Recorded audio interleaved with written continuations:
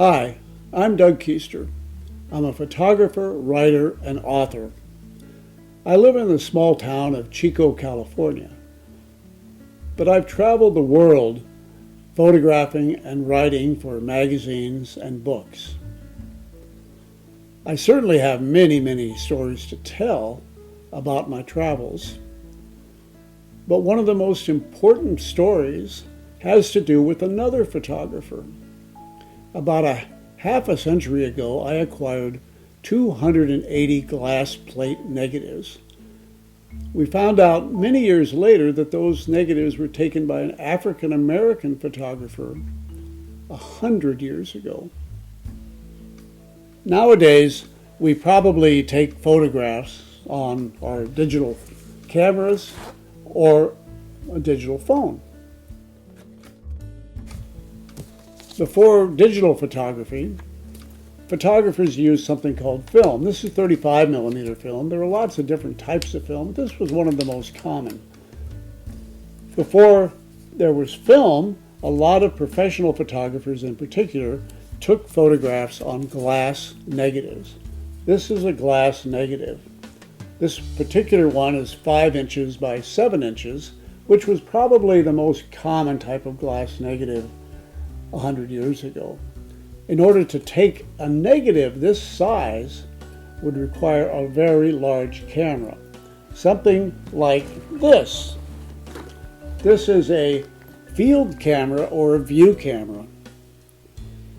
In order to take pictures with a camera like this required a lot of thought and study. You can only take a couple because it was so cumbersome. The story of the photographs that were taken with a camera like this begins in Lincoln, Nebraska. I grew up in Lincoln, Nebraska. I was the middle child in the middle of the country, born in the middle of the 20th century. When I was growing up, Nebraska was known for small towns, miles and miles of cornfields, unpredictable weather, and taking a long time to get from one side of the state to the other, often in inclement weather. Nowadays, Nebraska is also known for the University of Nebraska Cornhuskers football team and legions of loyal fans. Although my family's roots were agrarian, I grew up in Nebraska's capital, Lincoln. Talk about handsome buildings. You ought to see the state capitol at Lincoln, right in the corn belt of Nebraska. At the time, Lincoln was very white.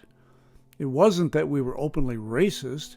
It wasn't that things were legislatively segregated, like in many southern states that have Jim Crow laws.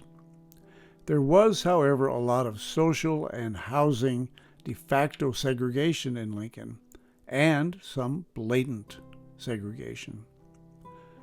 That's the way it was in Lincoln, Nebraska. My first encounter with a black person was at Millard Leffler Junior High School in 1961 when I took a social studies class from a guy named Forrest Stith, who was the grandson of an escaped slave. In 1955, Forrest Stith became the first black teacher in Lincoln, Nebraska. If you were African American, you could get a teaching degree in Nebraska in the early 20th century, but you weren't allowed to teach. When I took Forrest Stith's social studies class, I had no idea he was a pioneer. I just knew there was something special about him that held my attention and imbued a love of history in me. I remember the blackboard in his classroom. I don't think he ever erased it. When he needed to add something, he scrawled the words along the edges and filled in vacant spots. But what I remember most about Forrest Stith was what I heard during one of the lectures on American history. He slowly but forcefully said to the room full of white students, "You have no idea what it's like." He was right. I did not. I knew that he was talking about the struggles of black people in America, but I had no reference point at the time. Eventually that changed. Forrest Stith planted some seeds in me. In fact, many years later, I found out he wrote 2 books, one about a relative who was a soldier in the Civil War, and another about Stith's experience being a chaplain in World War II. Both were eye-opening. However, the seeds that Forrest Stith planted in me needed sunlight to grow. That sunlight would take over 3 decades to germinate. A few months after meeting Forrest Stith, I got very, very sick with a disease that kept me bedridden for a number of months. It was originally misdiagnosed as rheumatic fever, but was actually something called ankylosing spondylitis, which causes intense pain in your joints. My dreams of athleticism to rival my father's were shattered. Standard issue teenage angst combined with a case of why me's devastated me further. Then serendipity intervened, and I discovered photography, which pulled me out of my malaise. Kurt Schneider lived over there, and his neighbor was moving out or having a bunch of discards, just like what we see here today. And so within a box of discards were some yellow boxes, yellow and red boxes, and cans, which were Kodak cans. I set up a crude darkroom in our basement where something magic happened. While I had no control over what was happening with my body, I did have control over images that literally developed before my eyes. Photography saved my life. I had no interest in school anymore except the camera club and taking pictures of my friends. Through it all, I did retain my enormous curiosity. That curiosity has served me well throughout my entire life.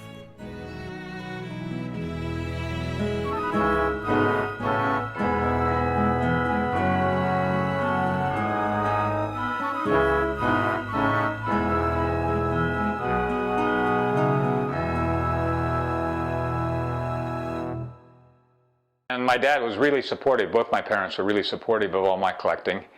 And so we went to a lot of auctions and sales. And then later on, when I was in high school, we started collecting a little more aggressively and put some ads in some papers. One of the papers was the Lincoln Journal. And my dad was interested in some things too, gold watches and clocks and things. So we put an ad in the paper for looking for phonographs, open horn phonographs, phonograph-related material, and then I think the ad included watches and clocks or something. We got a call from somebody that said that he had some stuff, and he thought there were some phonograph pictures that he had. So we got his address and we went over there.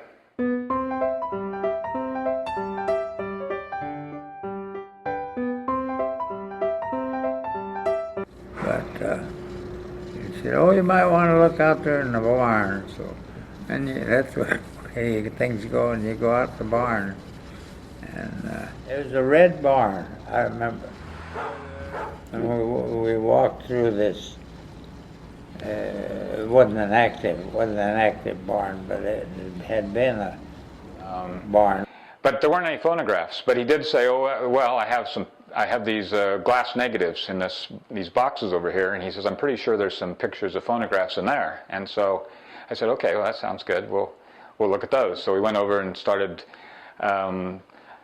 There was 2 or 3, maybe more boxes, but there was these big glass negatives, black and white negatives, and we started kind of picking them up. But it was dark. It was night. There was like a couple light bulbs in there, so you couldn't really see. But we kind of held them up to see if we could find the phonograph ones. And the first ones we picked up were some scenes of Lincoln. You know, I recognized right away. It looked like the Miller and Payne building and the post office and a few other scenes that looked pretty interesting. But I didn't see the phonograph one, but nevertheless, we said, he said, "Well, you want to buy them?" He said, "I'm sure there's a phonograph picture in there. Do you just want to buy them all?" And so we said, "Okay, well, we'll go ahead and buy those." And so I think we got, I think there was 3 boxes that we bought for $15.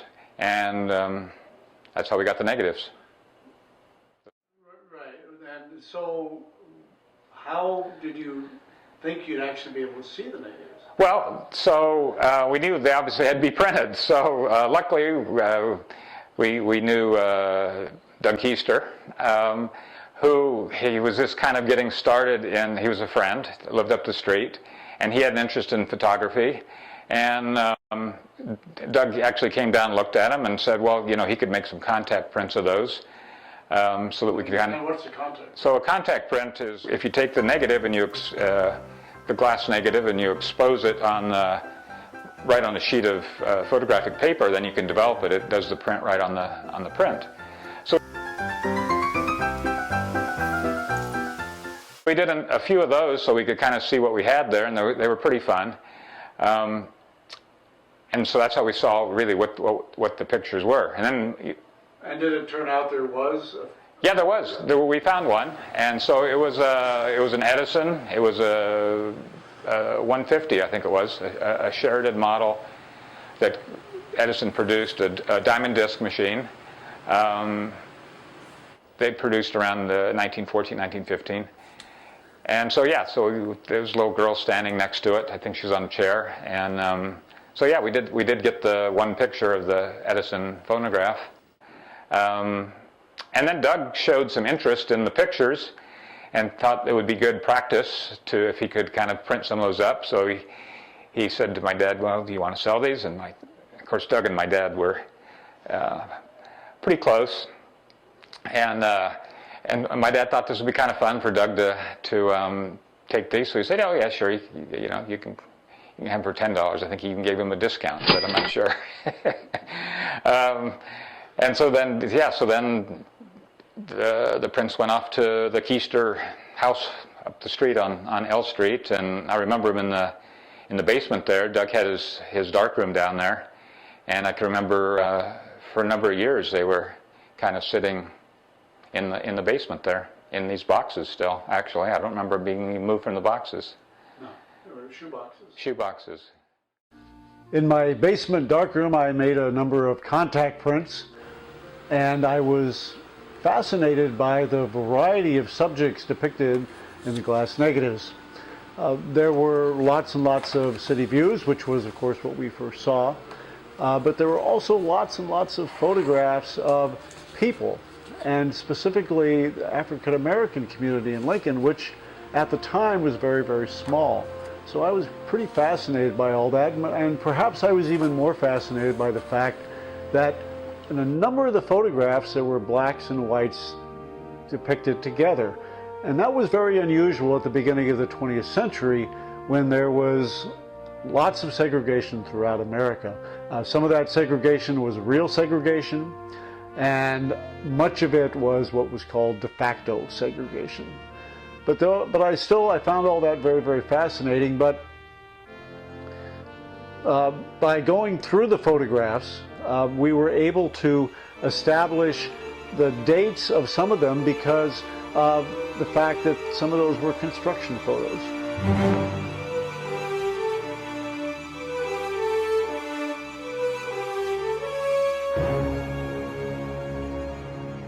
And with the help of city officials, we were able to pin the date of around 1915, and also glass negatives quit being used extensively by the mid-1920s. So that kind of gave us some kind of idea of when the photographs were taken. There were also pictures of somebody holding a magazine, and we were able to zoom into that photograph and see the date on the magazine. In one particular picture, there was a Christmas tree. Able to zoom into that Christmas tree and see that there were a couple of books, so we could date the fact that, well, this photograph certainly wasn't taken before whenever these books were published. After my initial fascination, I put all the glass negatives back on the shelf and went on to photograph things in my own environment. After graduating from high school, I got a part-time job at the University of Nebraska campus newspaper, and shortly thereafter I got a job as a photographer and lab worker at the University of Nebraska Photographic Productions. And it was there that I got a lot of my real training in photography. I mean, we did everything for the university, from events to prom queens to football games. In December of 1968, I packed up and moved to Berkeley, California. And after moving to Berkeley, I certainly found lots to photograph. There was a lot going on in Berkeley, California, and in San Francisco during the late 1960s and 70s.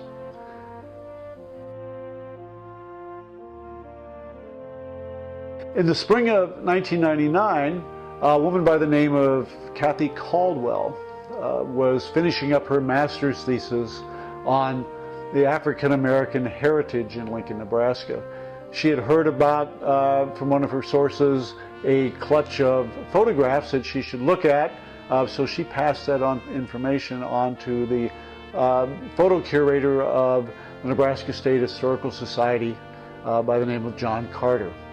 Carter went over to this home owned by Victor and Juanita McWilliams and looked at the pictures, which turned out they were actually 36 glass negatives.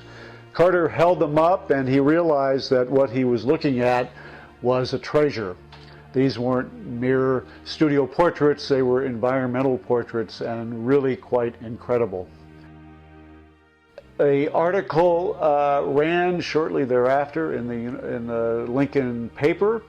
My mother was reading the paper that day and saw the article, clipped it out, and sent it to me in California. I looked at the article and I realized by looking at the backgrounds in some of the photographs, as well as kind of the general feel and quality of the photographs, that perhaps it was the same photographer. I then contacted someone I knew in Lincoln, which his name was Ed Zimmer. He was a city historian. And between him and John Carter, they realized that the photographs that I had were probably taken by the same photographer. They asked me how many photographs I had, and I said 280. John Carter immediately told me that what I was in possession of was a state treasure. More research followed, and it was beginning to be established that perhaps a man by the name of Earl McWilliams took the photographs. Earl McWilliams, by looking at city directories and talking with people in the family, had worked at a place called Townsend Studio. And since the negatives were found in Victor and Juanita McWilliams' home, it was thought that Earl McWilliams had taken the pictures. It made absolute sense. More articles followed, including some of my photographs appearing in the Omaha paper and in the Lincoln paper, as well as Newsweek magazine. A man in Atlanta, Georgia, was reading Newsweek shortly after it came out and looked at a picture that portrayed a group of children sitting in front of a bicycle. He looked at that and he realized that one of the children in that photograph was his father. He contacted me and told me that his parents were Lebanese Americans and had lived in Lincoln at the time. He had never seen the photograph before, but he knew what his father looked like. With a tentative identification established of the photographer of these incredible images, I had to find out more about my fellow photographer. I had to find out who Earl McWilliams was. My first step was to find out if there was anything in the public record. There was. Earl Isidore McWilliams was born in Lincoln, Nebraska on June the 19th, 1892, making him a Gemini just like me. Earl's parents were former slaves. His father, John McWilliams, was from Kentucky, and his mother, Sarah Collins, was from Kansas. In a very candid newspaper interview written for the Lincoln Sunday State Journal in 1927 by Sarah's daughter-in-law, Ruth Vander Zee McWilliams, Sarah detailed many of the horrors she and others endured from their slave masters, including saying that while her grandfather was able to buy himself, his wife, and his sons out of slavery, he was unable to purchase freedom for his daughters because they are, quote, valuable to their masters as are good brood sows or brood mares to the farmer. Even though John McWilliams' grandmother was Irish, John was very dark-complected. Sarah was described as very fair-skinned. Their union resulted in what one person called a multi-hued brood. Their children ranged from quite fair to very dark. Then there was Earl, who was very fair with freckles and red hair. In the 1927 newspaper article, Sarah McWilliams was quoted as saying, "He was a show wherever he went when he was small." Although Sarah loved all of her children, it's not hard to imagine that Earl felt out of place. When I interviewed Earl's niece, Opal Pollard, she recalled a young family member saying that when she was getting ready to get married, she was going to find a man as black as coal, so her children wouldn't look like Earl. It's not hard to imagine that despite his mother's love, he might have felt out of place. I knew feeling out of place well. However, Sarah also said, Earl, he knew how to make people smile. A good trait for a photographer. I had to find out more. One of the first things I found out was Earl had a hard time sticking to one job or one place. However, Earl seemed to be restless. City directories, marriage records, and censuses placed him in Lincoln, marrying Josephine Green in 1913, moving to Washington, D.C. in 1918, then New Jersey, then back to Lincoln in 1919, then Montreal in 1923, then back to Lincoln again, then Denver in the mid-1920s, then Pasadena in the 1930s, and finally San Francisco, where he died at age 68 in 1960. All of that travel made it seem unlikely that Earl authored all the photographs in my collection, since he was not living in Lincoln when some of the photographs were taken. Along the way, Earl got married and divorced as many as 2 more times, but those unions produced no children. His occupations were listed as lunchroom operator, elevator operator, photo finisher, photographer's assistant, janitor, porter, laborer, waiter, soda dispenser at a drugstore, and restaurant worker. In January 2000, I traveled to Riverside, California to speak to Earl McWilliams' niece, Opal Pollard, to ask if she had any memories of Earl and to see if she could identify him or anyone else featured in a stack of photographs I brought with me. I also wanted to know if Opal had any memories of another extended family member, famous Harlem Renaissance photographer James Vanderzee. I thought Earl might have learned something about photography from his famous relative. Although Opal could only make a couple tentative identifications, including going to New York to meet Cousin V, she did have recollections of her Uncle Earl, including meeting him a few times in the 1940s when she was working in the shipyards in Alameda, California, and Earl was living in San Francisco. She described Earl as different and not family-oriented. After the war, Opal moved back to Pasadena, California, then to Blythe, California. Earl stayed in San Francisco. 8 months after my interview with Opal, she died at age 89 on September the 23rd, 2000. Although no firm evidence emerged that Earl McWilliams was the photographer of my 280 glass plate images, the journey to find out more about Earl McWilliams provided an opening to discovering and exploring a little-known chapter of American history and meeting some wonderful people. After Opal's death, it seemed that the window was rapidly closing to finding anyone else who had knowledge of the time the photographs were taken. A few months later, the window cracked open.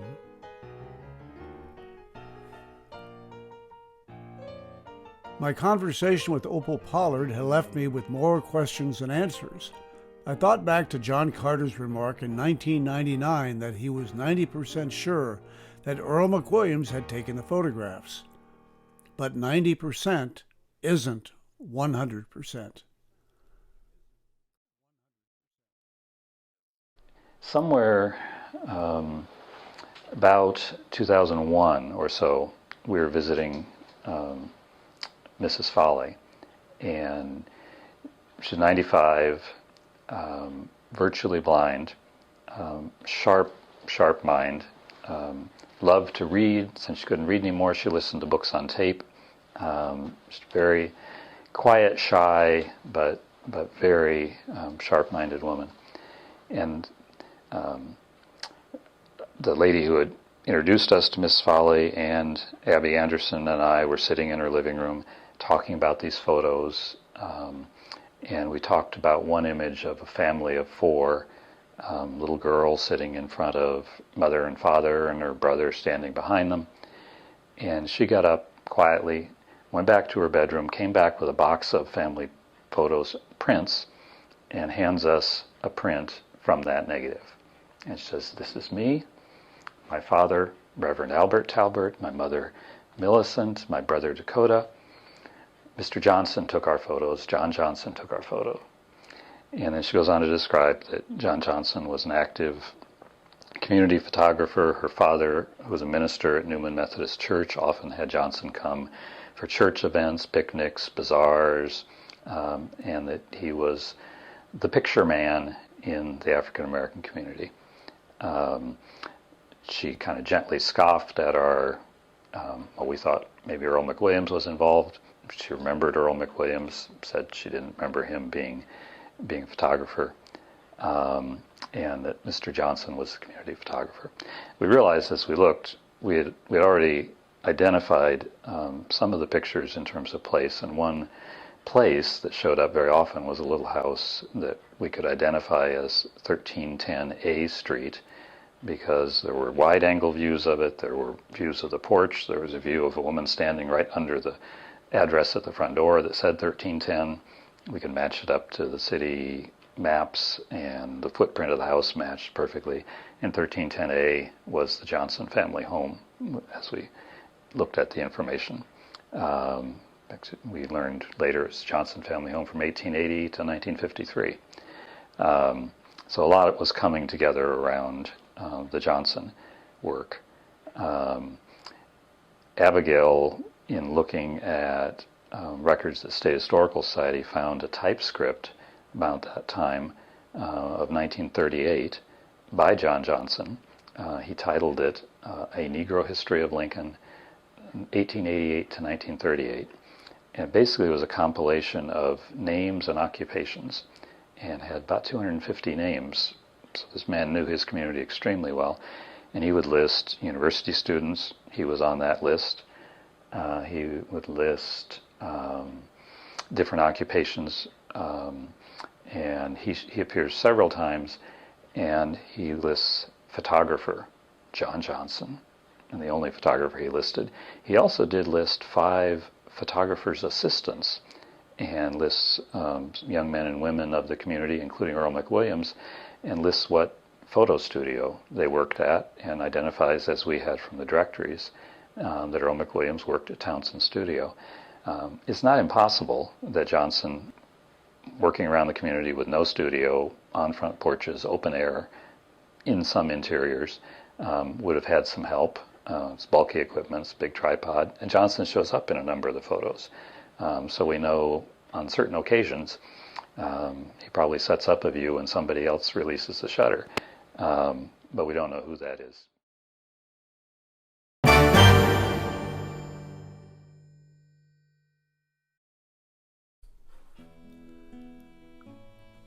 While it's unclear if one of John Johnson's assistants actually snapped the shutter on any of the photos where Johnson appears, over time more evidence has emerged verifying Johnson's authorship of the photos, including a photograph of the 1899 Lincoln High School track team he was on. One of his teammates was Ray Dupurtron, whose family owned a camera store. Perhaps Johnson became enamored with photography thanks to his friend. Additionally, Johnson's signature also appears on some church group photos he must have been commissioned to take. Visual documentation of Johnson actually taking a photograph was discovered thanks to some clever sleuthing by Lincoln, Nebraska Capitol Preservation architect Matthew Hansen, who found a panoramic photograph taken by Hindmarsh Photo during the unveiling of the Abraham Lincoln statue outside the Capitol building on September the 2nd, 1912. Hansen knew that his colleague Tom Casper had a collection of glass plate negatives of the statue's unveiling that were thought to be taken by John Johnson.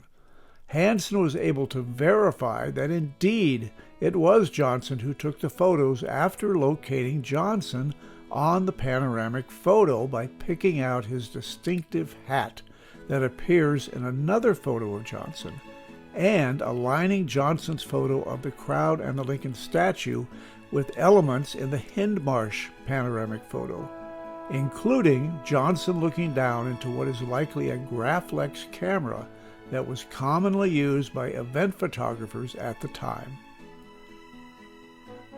Having better established the name of the photographer, we can concentrate on who John Johnson was and what he was taking pictures of. Our search has been an ongoing treasure hunt, complete with unexpected discoveries. Johnson may have left scant written history, but he did leave us with an extraordinary body of work.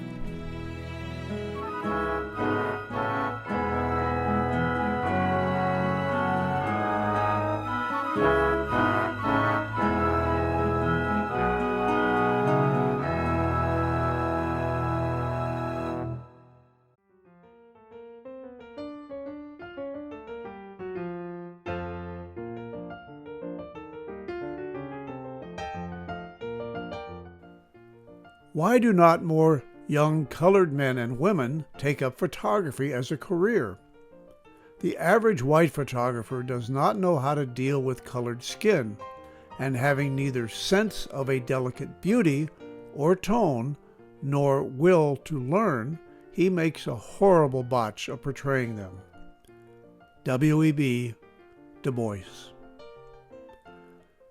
John Johnson was born in Lincoln, Nebraska on July the 22nd, 1879.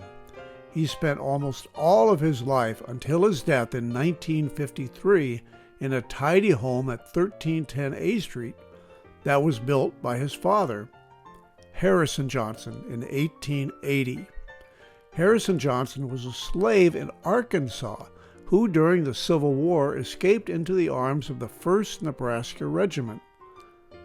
Even though the 1st Nebraska Regiment was all white, they took him in, making Harrison Johnson the only black in an all-white regiment.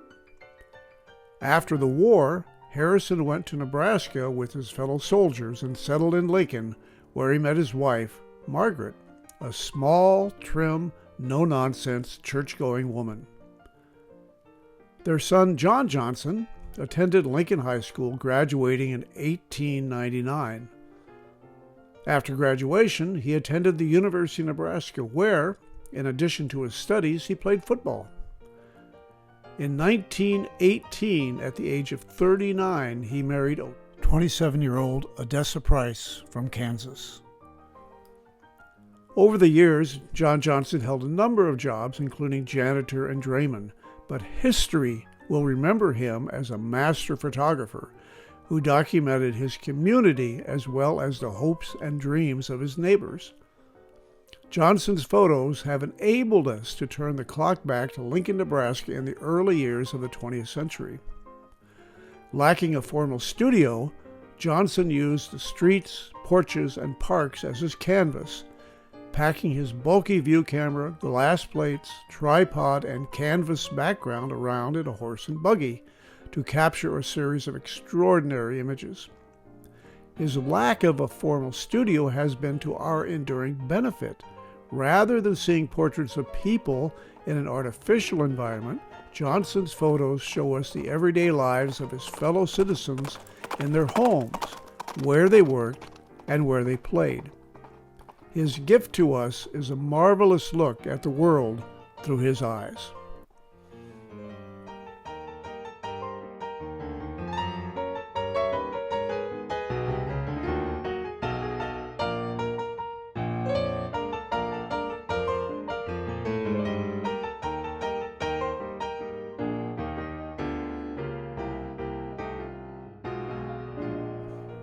Lincoln, Nebraska was established in 1859, then secured the state capital in 1867, when its population was a scant 2,400 souls.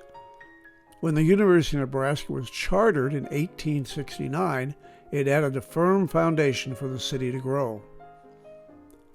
At the end of the 19th century, Lincoln had risen to 55,000 and was a lively and growing community. By the mid-19-teens, Lincoln was bustling with a building boom. Johnson stepped into this community with his camera and keen eye, with which he documented much of what was going on. Johnson's job as a janitor at the Lincoln Post Office enabled him to take interiors and exteriors of the post office, many of them during the construction of a new wing, as well as photographs at other downtown locations. A number of the group portraits were shot on the steps of the post office. In one of the portraits, Johnson cleverly placed his subjects on the steps to reflect a sign of a photo studio across the street. Deluxe Studio was owned by German immigrant Gustav Schielander. Although Johnson's post office and city views have great historical value, his true genius is seen in his environmental portraits in his neighborhood. After the Civil War, large numbers of Germans from Russia immigrants moved into an area in southwest Lincoln called the South Bottoms, which became known to many as Russian Bottoms. These hard-working people came from southeastern Russia along the Volga River. Although they were now Americans, they carried on many of the traditions of their old homeland. In the South Bottoms, people speaking German were almost as likely to be found as those speaking English. By the latter part of the 19th century, other immigrants as well as African Americans, many of them from the southern states, moved into Russian Bottoms. Both the German Russians and the African Americans suffered from discrimination and prejudice.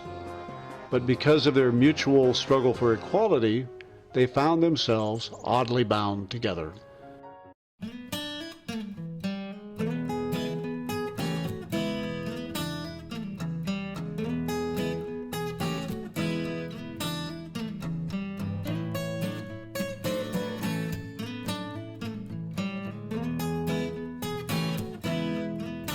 My dad grew up in Lincoln, Nebraska. This is a picture of him and his buddies he grew up with. Here he is right here, the only little brown one.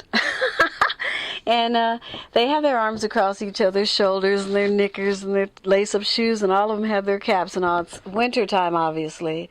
It looks stark. It's not green. And my dad had really good friends. I remember he said he was riding bikes with a couple of his friends, and they stopped at a place to get hamburgers. And when they went in, my dad and his friends didn't have, they were just kids together. This guy looked at him and goes, "Well, I can serve you, but I can't serve him." And my father's close friend said, "If you don't serve him, you're not serving us." And they left.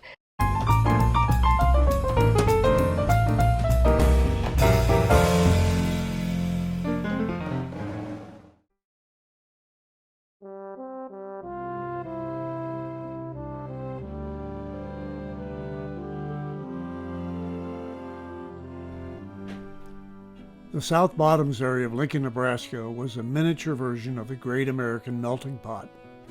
People of many races and cultures lived there in harmony. They were bound together economically and oftentimes socially. John Johnson took pictures of his white and black neighbors, sometimes in mixed-race groups. Stan Schmunk, a Volga German who grew up across the street from the house where D. Thomas's father lived, tells of his experience researching and living in that multicultural area. And then I started looking at all the other black families that lived in that neighborhood. and to see where they were from. Nobody knew about them, hardly. There's a few mentioned, you know, but I was looking at the earlier ones. And then being a Volga German, I start thinking, wow, this is unprecedented. My people came all the way from southern Russia, and a number of these people were slaves in the United States of America, and they met in my little neighborhood in South Park. The thing that made it unique was that it was the home of the maybe the middle class or upper lower class African Americans. There were many, many of them living down there in harmony with all these people from around the world. And when you check the newspapers back in the day, there doesn't seem to have been any problem at all. In 1959, I was in 9th grade at Everett Junior High, and I took on a Lincoln Star paper route.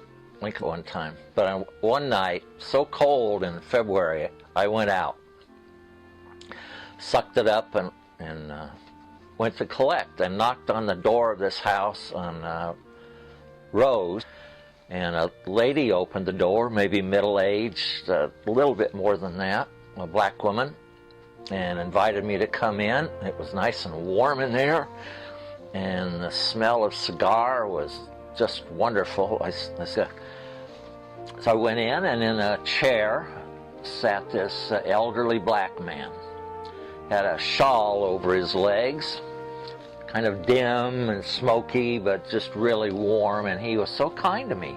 I don't remember anything that he said, but I just remember him as like the kindest man I ever met, and I doubt if I was in there for 10 minutes.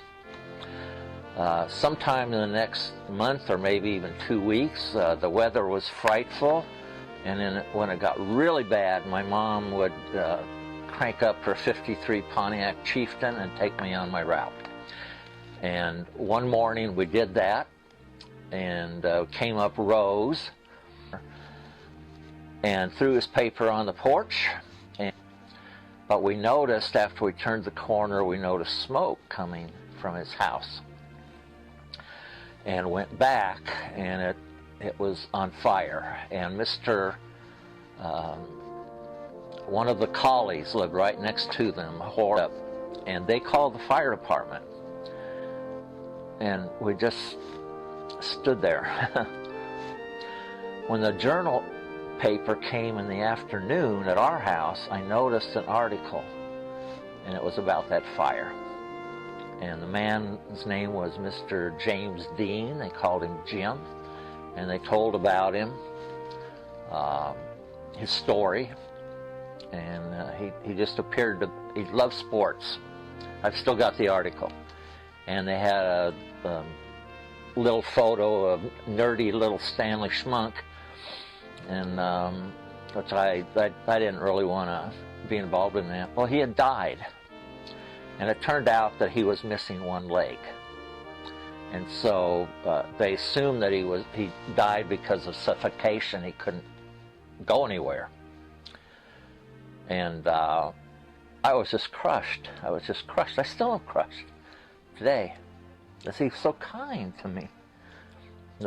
Growing up in the Germans from Russia community, there was a whole different personality down there with our grandparents and parents. They would never praise you for anything because they were worried you would get a big head. And so you'd do all this good stuff and hardly ever hear a word. So to just go into this warm person's house was memorable.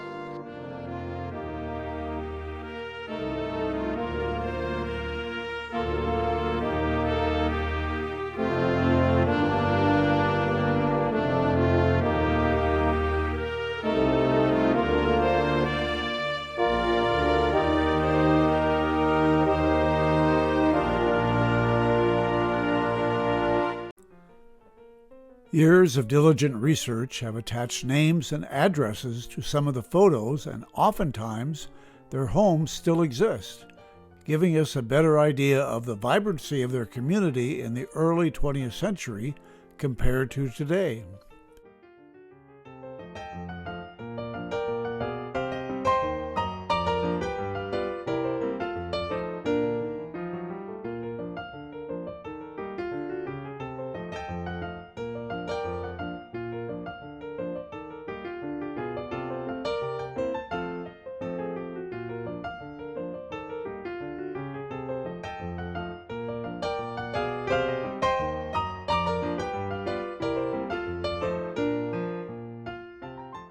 In one case, window washers used a photo of a home they were working on as an advertisement by having the photographer attach small letters to the negative of the name and address of the window washers.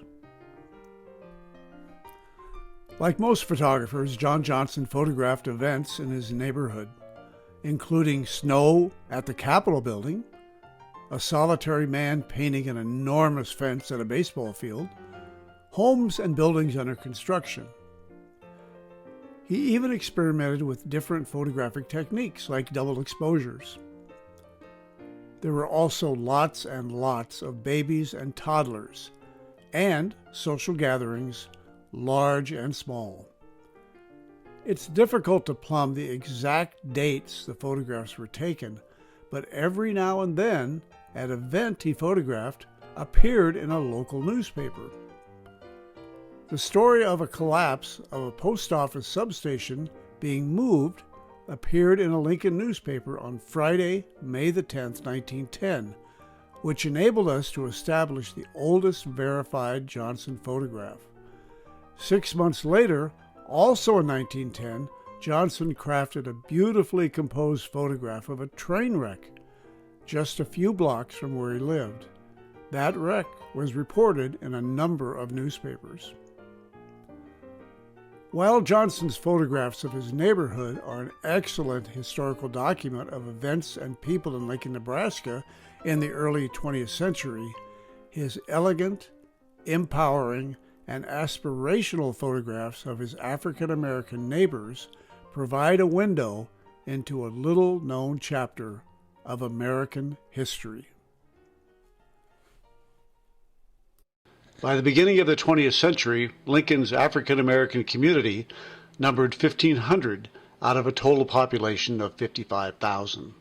At the time, much of America was awash in negative stereotypes of African Americans. Those negative stereotypes turned into hatred fueled by groups like the Ku Klux Klan. Lincoln even briefly had its own Clavern, which existed until the mid-1920s.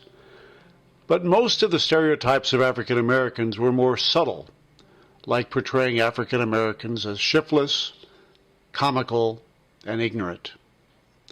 However, despite the rampant discrimination, things were beginning to change, and that change was what John Johnson so eloquently captured. To combat the negative stereotypes, there emerged a social revolution called the New Negro Movement, which later became better known as the Harlem Renaissance.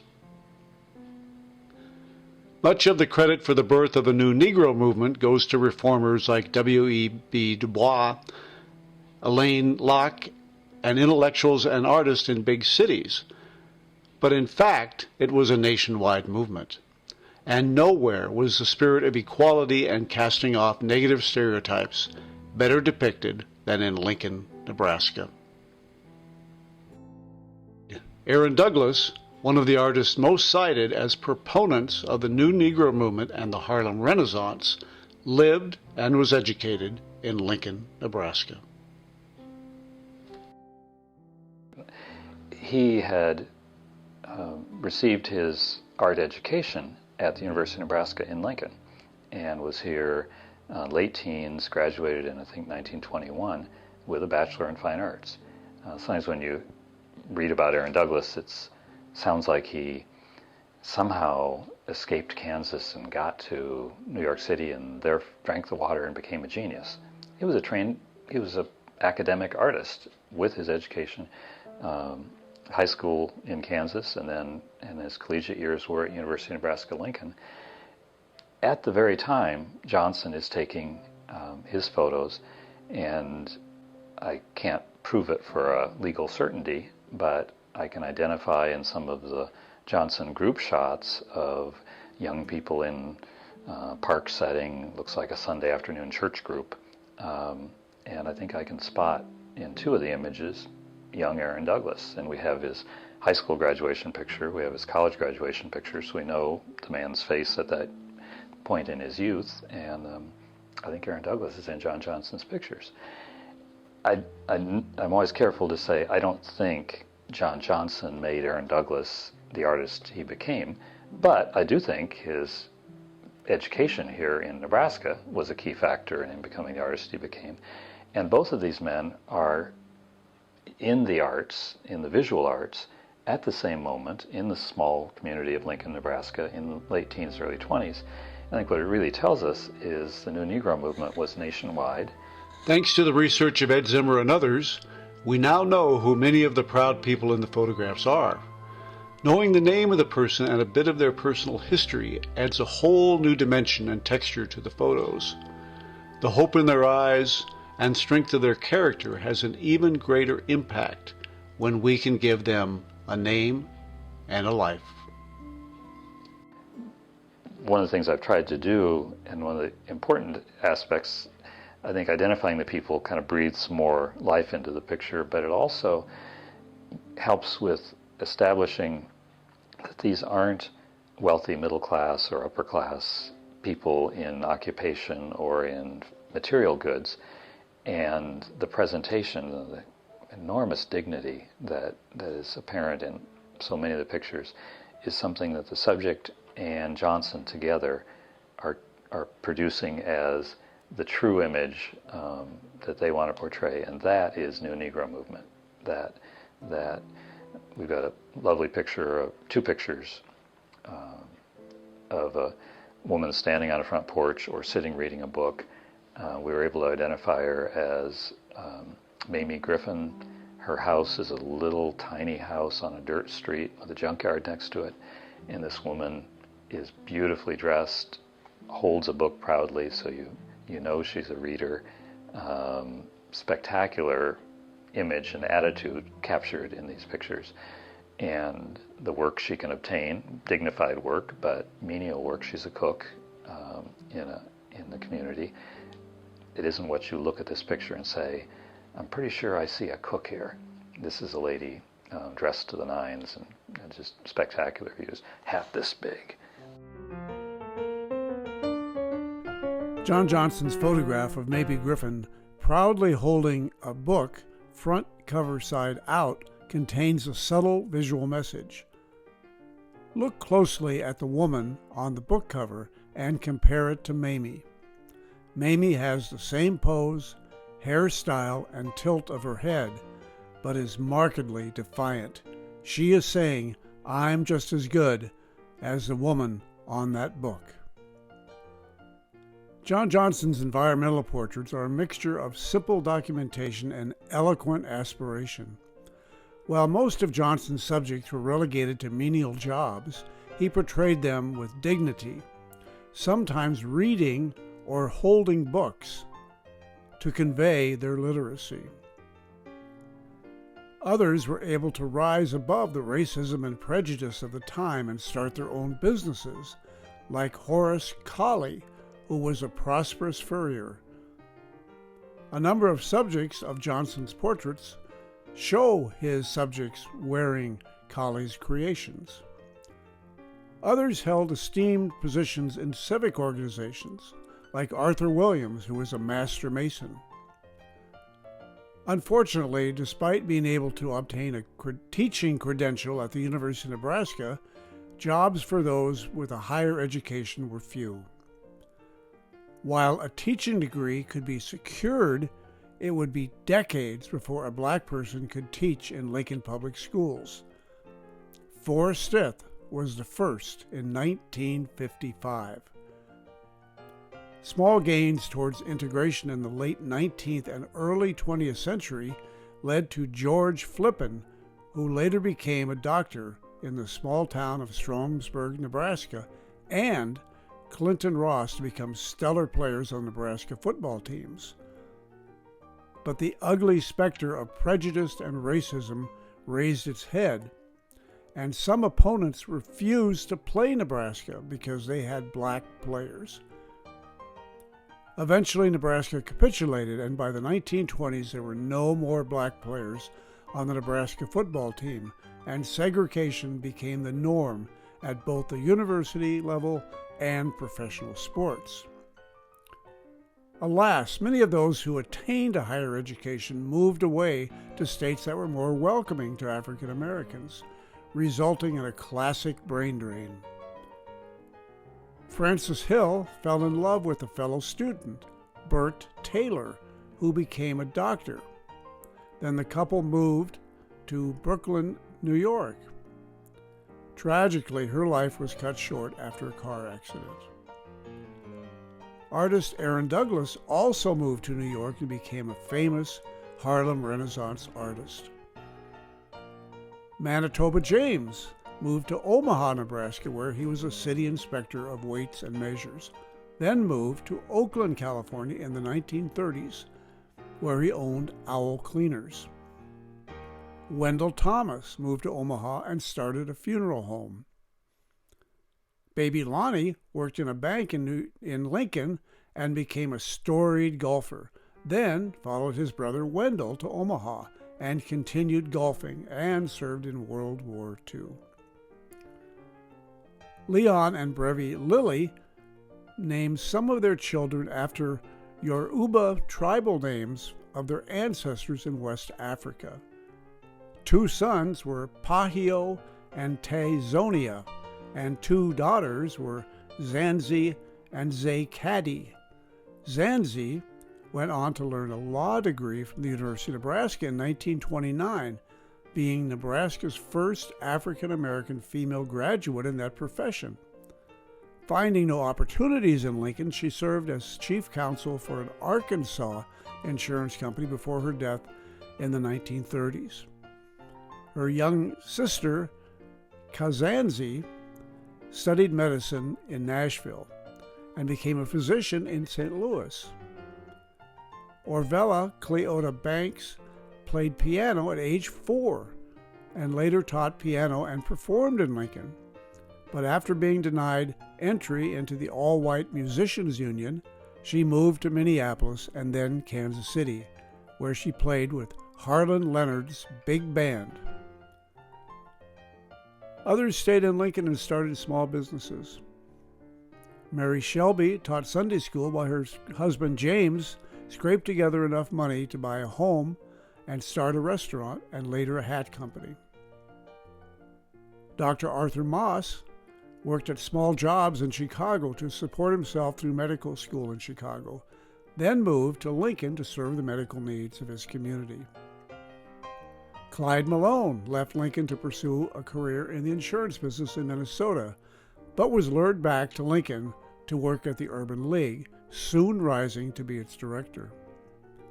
Millard Woods got a pharmacy degree at the University of Nebraska, then moved to Texas to head the science department at a college, and then to Arizona, where he was a high school principal. But he too was also lured back to be a founding executive of the Urban League. Still others lived their lives with quiet dignity, stressing education and hoping their children could rise above their circumstances.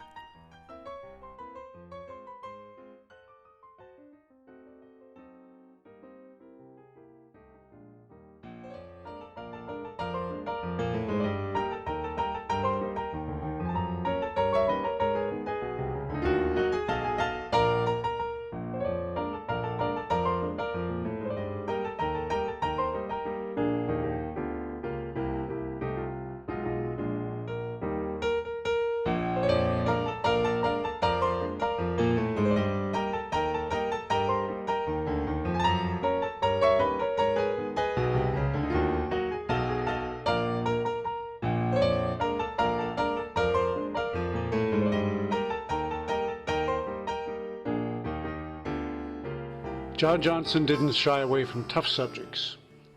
An area near Lincoln's train station was known as the Burnt District. Here lived the ultra-poor. But Johnson used his lens to look past their circumstances and into their soul.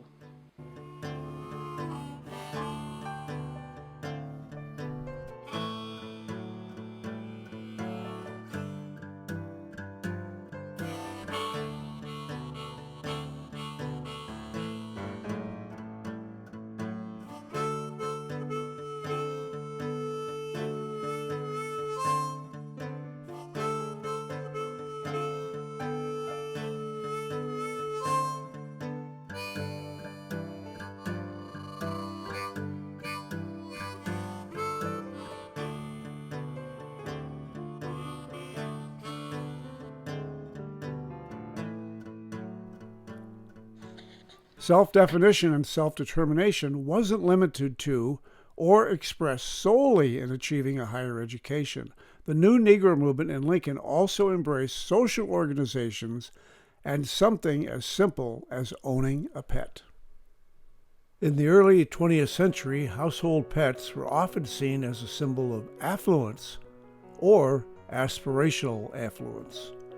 Some well-to-do folks actually criticized low-income people for having pets, seeing them as another mouth to feed. John Johnson saw the joy that pets bring to people and photographed a number of household pets, either singly or with their owners.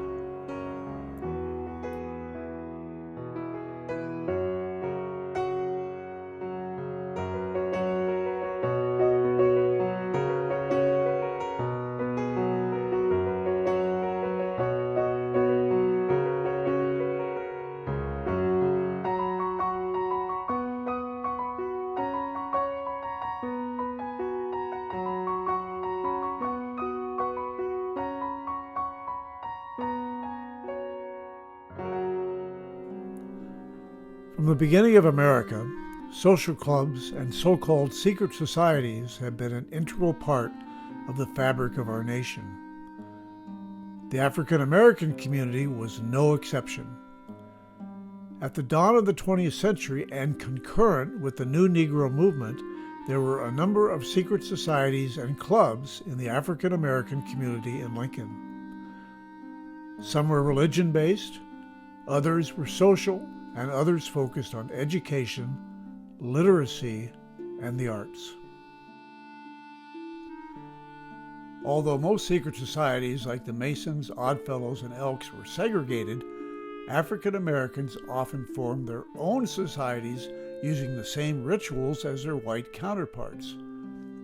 The largest black secret society was the Prince Hall Freemasons, named after their founder, Prince Hall, in 1784. The Lincoln chapter had a large membership. When prominent farmer Henry Burden died in 1913, his long tribute and obituary that ran in many newspapers mentioned his service, fighting in the Civil War, and membership in the Grand Army of the Republic, as well as a sad example of everyday racism, saying, "He was the whitest black man that ever lived." What was not mentioned was his membership in an African American secret society, the Knights of Tabor.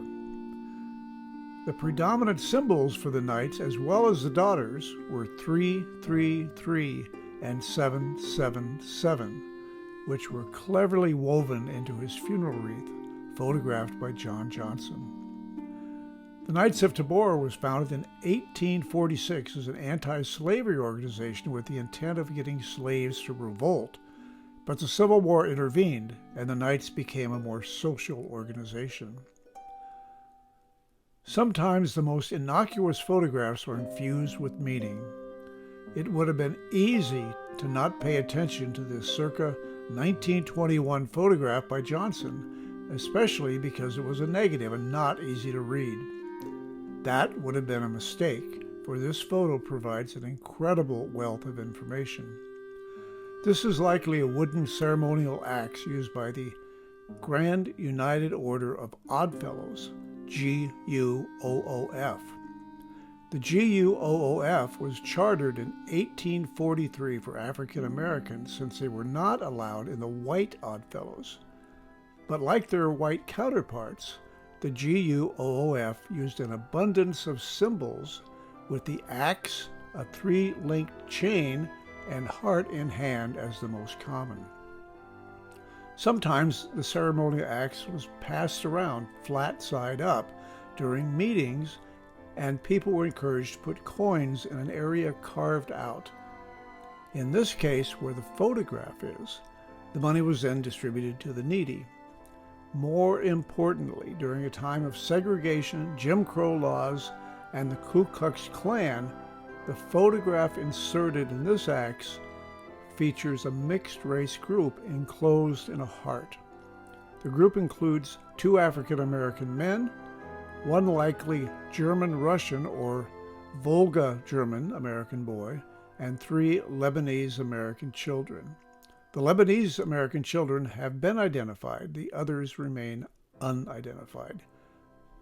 Clearly, the owner of the ceremonial axe embraced and loved these people regardless of their race.